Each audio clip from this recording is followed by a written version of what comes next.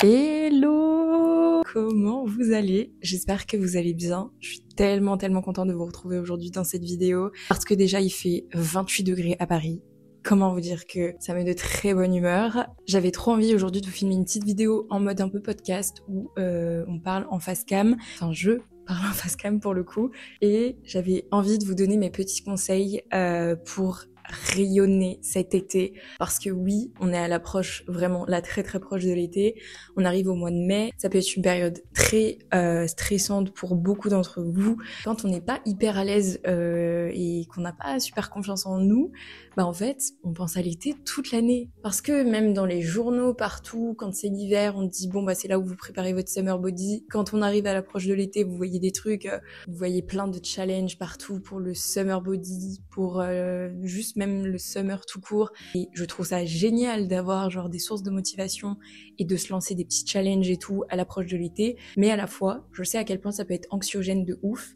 Et ça me tenait vraiment à cœur de faire cette vidéo et de vous apporter des petits conseils qui vont vous permettre de rayonner cet été. Non pas juste en parlant de la relation qu'on peut avoir avec notre corps, parce que c'est pas du tout l'objet de cette vidéo, mais quelque part c'est de là en fait qu'est né dans ma tête ce titre de vidéo, parce que toute ma vie je me suis toujours pris la tête avec cette notion de l'été. Je me suis toujours mis énormément de pression l'été pour me dire il faut que je sois comme ci, comme ça, absolument que je sois la meilleure version de moi-même cet été, et à chaque fois je ne faisais pas les choses dans le bon sens, et à chaque fois en fait je faisais des choses non pas pour me plaire à moi et être bien dans ma propre peau, mais pour plaire aux autres en fait, et c'est complètement inutile parce que vous vivez pour vous. Donc l'objectif de cette vidéo, c'est de vous donner 5 voire 6 petits conseils que j'ai mis en place et que je mets en place depuis peu aussi. Il y a des conseils, ça fait plusieurs années que je les ai mis en place,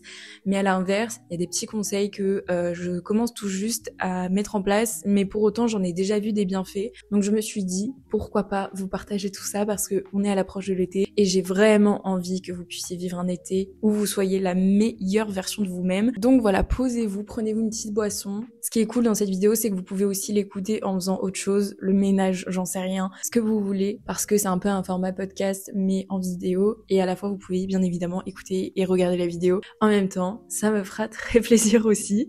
Donc n'hésitez pas à prendre une petite boisson, un petit matcha, un petit café, n'importe. Moi je me suis fait une petite eau citronnée, j'adore ça, et là ça m'a trop donné envie avec le soleil qu'il y a dehors, c'est génial. Donc c'est parti, je vais vous donner mes 6 petits conseils pour rayonner cet été. Le premier conseil que je vais vous apporter, c'est quelque chose que je fais depuis très longtemps. Pas mal de gens l'ont remarqué autour de moi et m'ont même demandé genre mais comment tu fais pour autant romantiser ta vie? Premier conseil, ça va être de romantiser votre vie. Alors, qu'est-ce que j'entends par là? Alors non, ça veut pas dire qu'on se croit dans un film et qu'on fait genre que tout est parfait, etc. Loin de là. Mais c'est plutôt le fait de mettre en lumière des petites choses au quotidien qui paraissent toutes banales pour tout le monde, mais pour vous, peut-être pas. Par exemple, moi, un plaisir que j'ai en ce moment, vu qu'il fait beau, c'est genre d'aller marcher dehors et de mettre ma meilleure playlist dans mes oreilles. Mais vraiment, je sais pas comment dire, romantiser sa vie, et ça prend aussi sens parce que il faut aussi en fait vivre le moment présent. C'est un peu ça l'idée en fait. C'est par exemple quand je vais aller prendre un café, moi c'est un truc que j'adore faire, prendre un petit café solo, et bah genre c'est vraiment le fait d'avoir conscience du moment présent et de vraiment prendre plaisir et de profiter de ce moment toute seule. Pour moi, romantiser sa vie, c'est vraiment prendre le temps de profiter de cette chose que vous êtes en train de faire. Si je vais dans un café, je prends le temps de me poser dedans, de même prendre mon carnet, j'en sais rien, d'écrire, d'écouter une bonne playlist en même temps, de profiter du moment présent, de voir ce qui se passe autour de moi, aller dans des lieux comme ça vous permet aussi de rencontrer de nouvelles personnes. Bref, romantiser sa vie, c'est pas vivre les choses de manière fake, mais c'est un peu une manière de se dire bon bah voilà, même chaque petit moment en fait mérite d'avoir pleinement mon attention, parce qu'il vaut la peine d'être vécu en fait avec mon attention. Et bref, je pense que on en a un peu entendu parler de partout, le fait de romantiser sa vie. Depuis que je le fais, ça fait vraiment longtemps, je vous jure que je suis trop heureuse avec moi-même et je vis des trop bons moments même en solo, et j'adore. Donc voilà pour le premier petit conseil.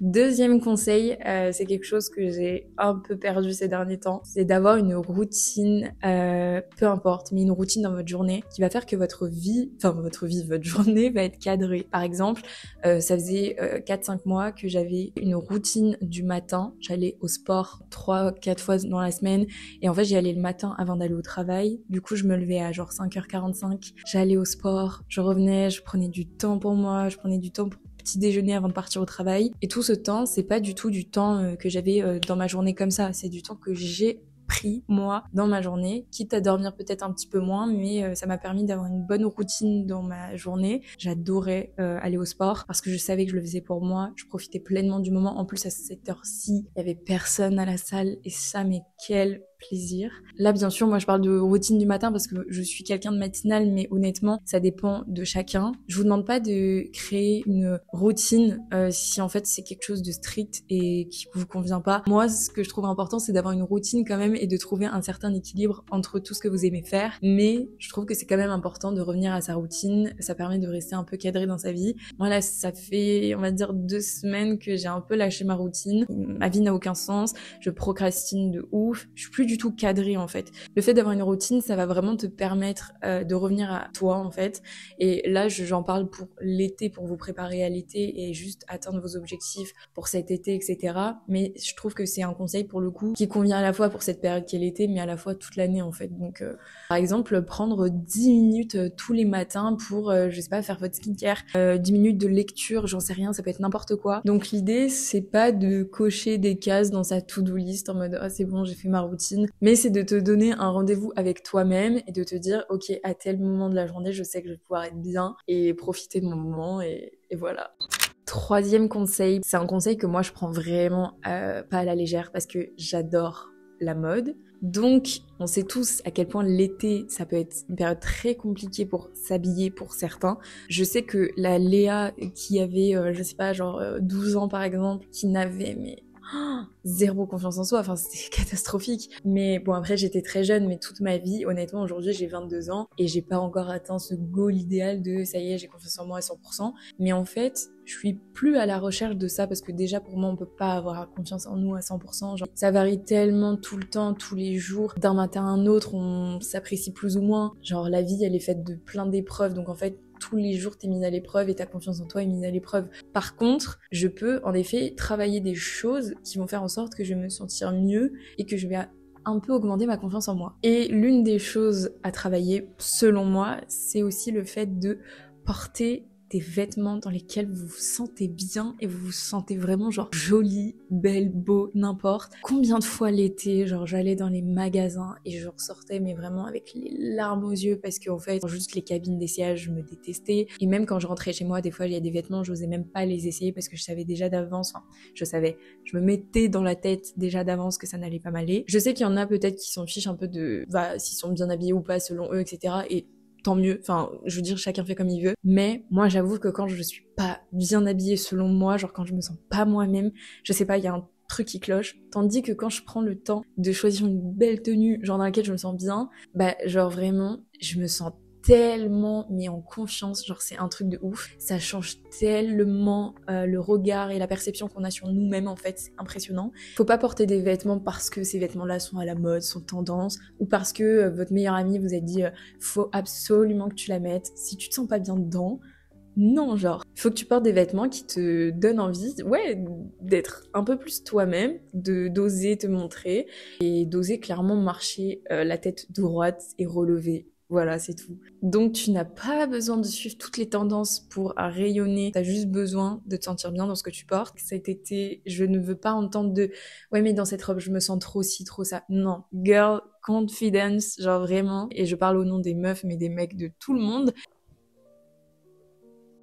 Quatrième conseil, ça va être un conseil un peu plus social, on va dire, c'est le fait de se reconnecter aux autres, mais surtout de se reconnecter à soi-même. L'été, c'est souvent une période où on voit beaucoup de stories de gens qui sont entourés, il y a du monde partout, des soirées à gogo, des choses, des événements, bref, il y a plein de choses et c'est vrai que moi la première. Mais selon moi, c'est important de garder un équilibre. C'est bien beau de faire des soirées, des events avec plein de gens et à la fois, c'est important de garder un équilibre et de aussi faire des choses pour soi-même. Je parle dans les deux sens, c'est-à-dire que à la fois, je trouve ça hyper important de prendre du temps pour soi et par exemple de se faire des solo dates. D'ailleurs, si jamais vous n'avez pas vu ma dernière vidéo, c'est l'exemple même d'un solo date. Si jamais vous voulez aller voir ça, je vous laisse aller voir ma dernière vidéo. Donc à la fois, c'est important de passer du temps avec soi-même, mais à la fois, c'est important aussi de passer du temps avec les autres. Parce que moi, quand il y a eu la période du Covid, je suis rentrée dans une phase, de base, je suis quelqu'un de solitaire un peu, mais là, c'était abusé. Genre, j'étais vraiment, j'avais pas envie de voir les autres. J'étais tellement bien dans juste le fait de rien faire et d'être chez moi. En fait, je voulais même plus sortir et je voulais même plus voir les gens. J'avais vraiment du mal à retrouver cet équilibre. Écoutez ce que vous ressentez et ce dont vous avez besoin sur le moment. Mais si un jour on vous propose une sortie et que vous avez pas envie et que vous préférez rester